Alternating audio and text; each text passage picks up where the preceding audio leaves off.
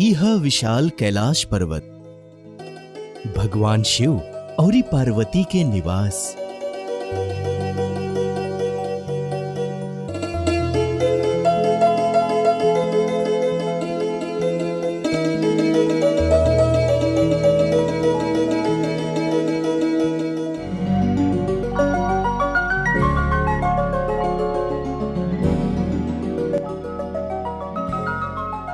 और ई देवी पार्वती है, ऐसा लागता कि कौनो सोच में लीन बाड़ी। चल पता कइल जाओ एकर कारण। हमरा स्नान करे के बा, पर द्वार पे के रही? सब सुरक्षा कर्मी और रक्षक शिवजी के साथे गइल बाड़न जा। का करी?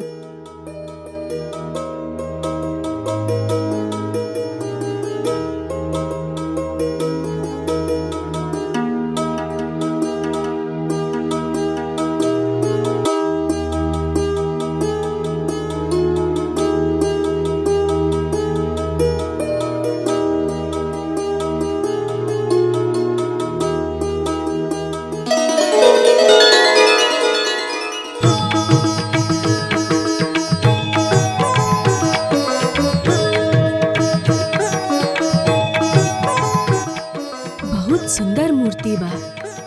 का हम एकरा में प्राण डाली?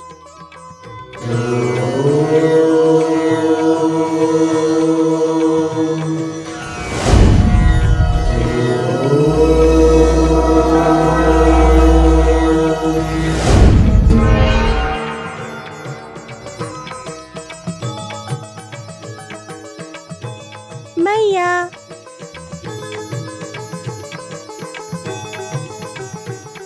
बहुत सुंदर बाड़ा और हमार हृदय के खजाना भी।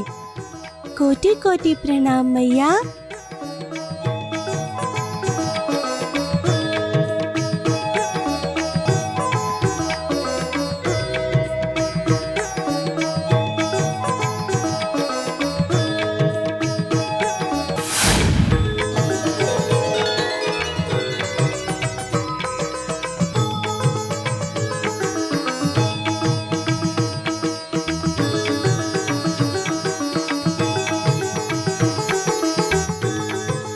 बेटा, अभी हम स्नान करे जा रहल बानी।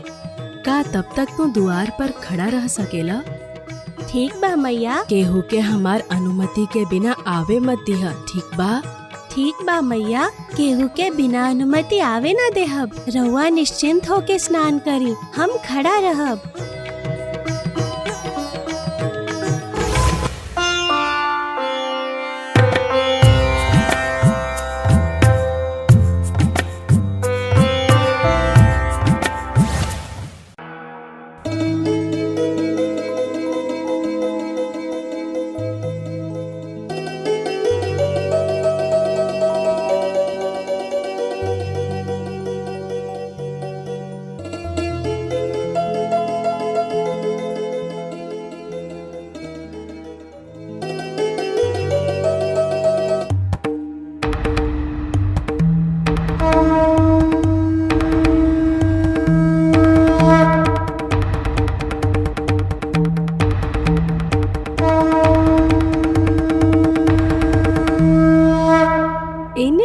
रहल बा। मैया तो कहले रही केहू के आवे मत दीह।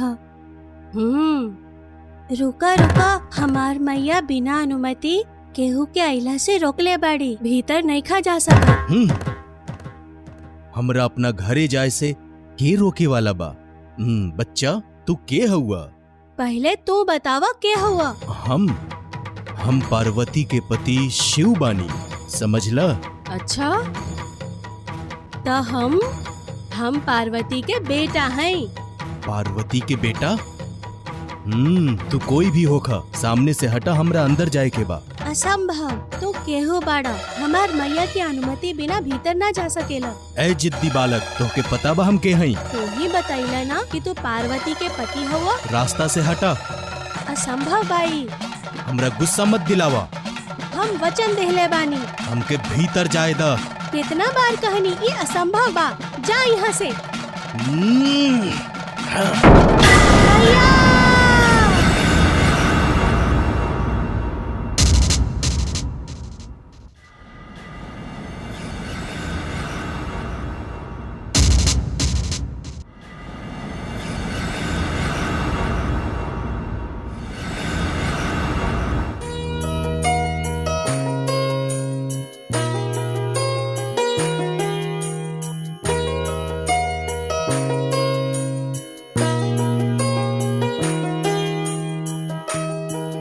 अरे स्वामी, रउआ भीतर कैसे आईनी?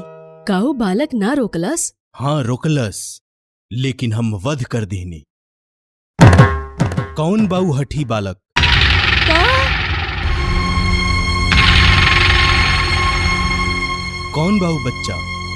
रउआ उ बालक के वध कर देहनी जेकरा हम प्राण देहले रही। हमार बच्चा।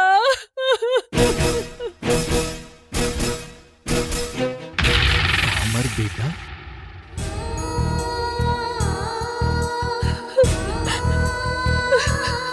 बेटा, हमार प्यारा बेटा।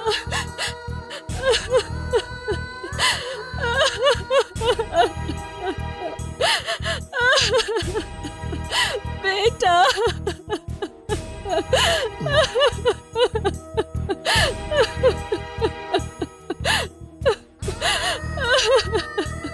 प्रभु, इता अनर्थ हो गई।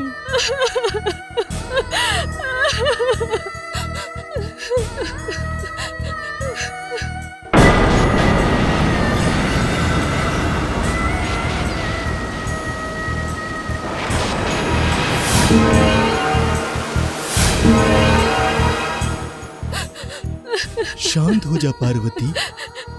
पर कैसे?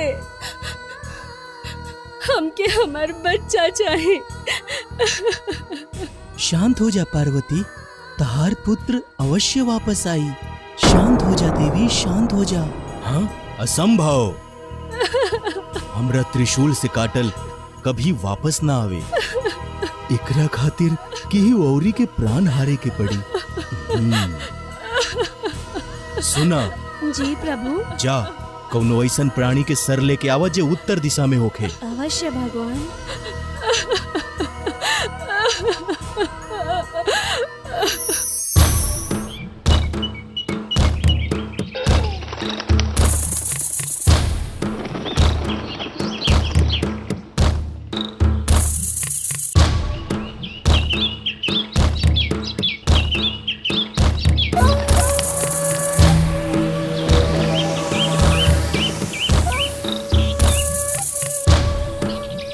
देखा देखा, वो हाथी के देखा। जल्दी आवा, जल्दी आवा।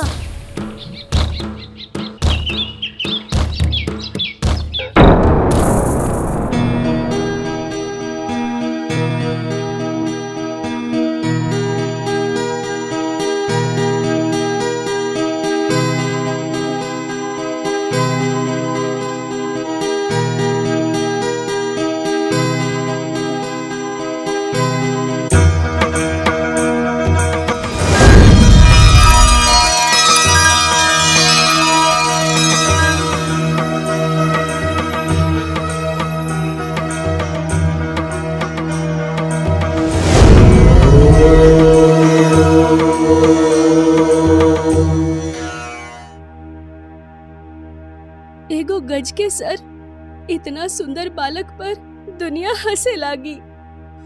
पार्वती मैया, सब भाग्य के खेल बा। जे होखेला सब भाग्य के लिखल होला। तारा बेटा के लोग गजराज कही हैं और इस शुभ कार्य होखे से पहले समस्त विश्व में इनकर पूजा हुई। इस सब के विघ्न के हरता हुई हैं और हर तरह के समस्या के समाधान खातिर लोग इनकर पूजा करी हैं।